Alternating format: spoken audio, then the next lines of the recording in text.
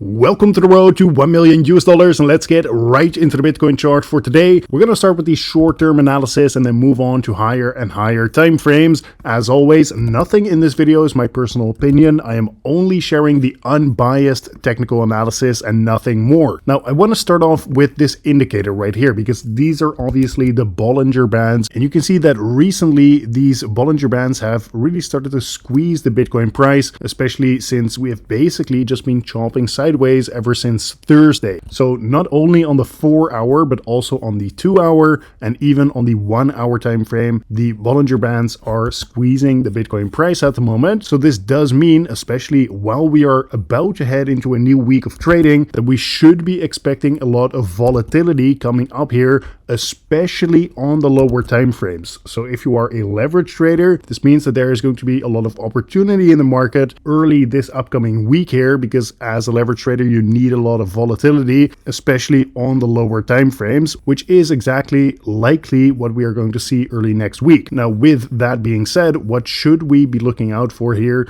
early next week? Well, first of all, we do have a critical level of support to the downside right now, sitting from about 90.2k all the way down to 89.8k. As far as I'm concerned, anything above this level of support, guys, is relatively bullish for Bitcoin. Of course, you can see that recently we had a bit of a downtrend, but now right here you can see that we are basically just chopping sideways ever since Thursday. And like I said, so long as we're not breaking down below this critical level of support, I'm completely open to getting some kind of big move to the upside here. So once again, if you're seeing a breakdown below this level of support, that is obviously a big warning signal.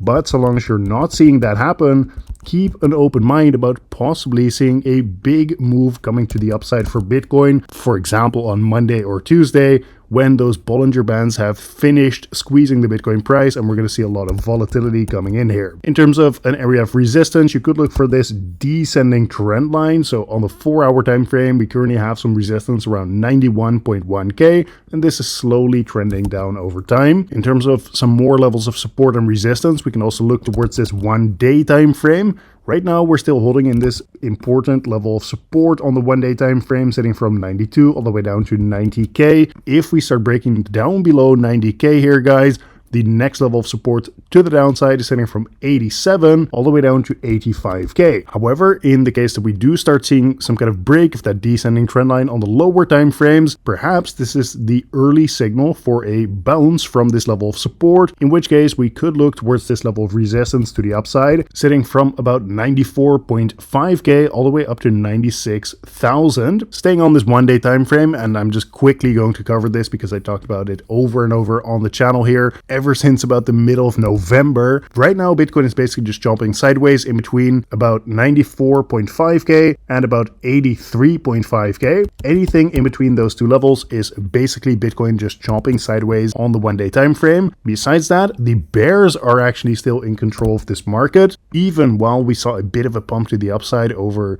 the past 2 weeks or so. But as you can see, since we're still trading in this range, this is just some choppy sideways price action. While of course we are in a broader bearish structure at the moment, notice how we do have a slowdown in that bearish momentum, and therefore, same as what I showed you earlier on the lower time frames, so long as we are not breaking down below this 83.5k level, then we can just keep an open mind about possibly seeing a bit further of a retracement, some bullish relief here on this daily time frame. But once again, so long as we are not getting candle closes above 107.5k, it means that I am still bearish biased on this daily time frame, even while we are of course trying to take advantage of some short-term moves in the market here. Now lastly, before I continue with the liquidity analysis, I did quickly want to show you this bullish divergence on the 3-day time frame as well. Of course, I have shown you this many times on the channel already, but either way, a bullish divergence is when you have lower lows in the Bitcoin price and higher lows in the RSI momentum indicator. Typically, this points towards us getting a break from all of this bearish price action we saw here before that, and usually this plays out either in the form of some choppy sideways price action or potentially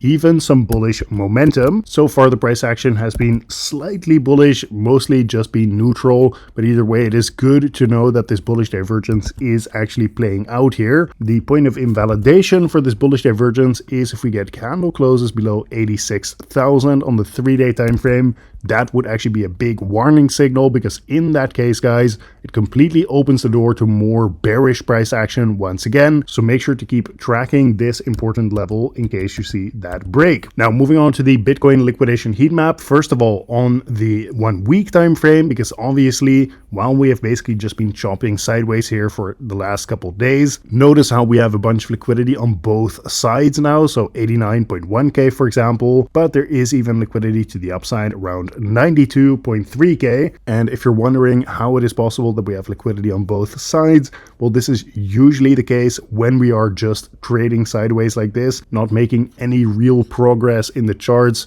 in one direction or another. So this is all very normal to see, but I am showing you this because it is important to know where the liquidity in the chart actually is, because typically the Bitcoin price gets attracted to where there's the most liquidity on this chart. So as I showed you, there's 2 pockets of liquidity on the lower time frame, but on this higher time frame, notice how there is now a bunch of liquidity to the downside, sitting at around this 86.3k level, as well as that 89.2k level roughly that I showed you earlier. Once again, pointing to the fact that if we start breaking this level of support, be warned, because there is a bunch of liquidity that could be grabbed down here. For now, it is too early to be saying that we are very likely going to see much lower prices. However, if we see a break of this level of support, then we should start looking for lower prices after that. So hopefully that makes sense. Don't forget to check out the links in the video description, because I have linked towards a bunch of crypto exchanges here that I personally use as well. And if you register with the link in the video description, you can save a bunch of money on trading fees,